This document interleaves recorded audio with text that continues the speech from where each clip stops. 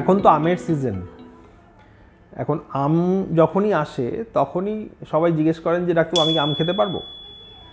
এবার আমাদের কাছে সবসময় একটা বলা সমস্যা হয় যে কারো ডায়াবেটিস আছে সে আম খেতে পারবে কি না, কারোর কিডনির সমস্যা আছে সে আম খেতে পারবে কি না, কারোর জল জমে যাওয়ার, বুকে জল জমে যাওয়ার সমস্যা আছে সে আম খেতে পারবে কি না। তো ওভারঅল আম এবং আলু এই নিয়ে লোকের কৌতূহলের শেষ নেই।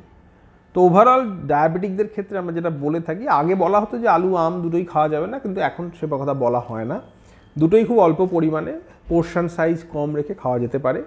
এবং আমরা যেটা খুব কমনলি করি যে আমটা সবসময় আমরা ডিনারের সাথে খাই কিংবা দুপুরবেলা খাওয়ার সাথে খাই, সেটা না খেয়ে একটা মাঝামাঝি সময় খেলে সব থেকে ভালো হয়। তাতে এই সুগারের যে হঠাৎ করে বেড়ে যাওয়ার টেন্ডেন্সিটা থাকে সেটা একটু কম হয়।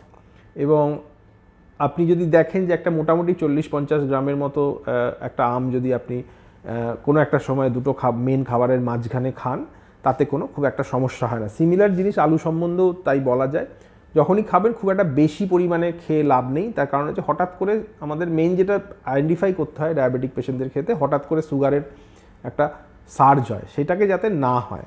অল্প পরিমাণে কম পোর্শনে দুটোই কিন্তু আপনি খেতে পারেন।